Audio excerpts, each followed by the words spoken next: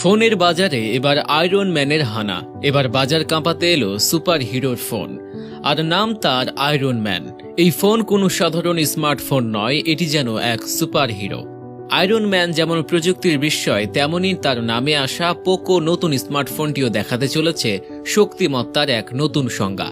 Poco X7 pro Iron Man edition শুধু দেখতেই নয়, পারফরমেন্সেও যেন আয়রন ম্যানের মতোই শক্তিশালী। স্মার্টফোন প্রেমীদের মনে তোলপাড় সৃষ্টি করেছে এই ফোন, আর টেক দুনিয়ায় চলছে আলোচনা। এটা 2025 সালের সেরা লিমিটেড এডিশন ফোন হতে যাচ্ছে। Design, camera, battery, charging speed সব কিছুতেই বাজিমাত করেছে ফোনটি। তবে কি শুধু নামে, নাকি কাজেও হবে এটি সুপার ফোন?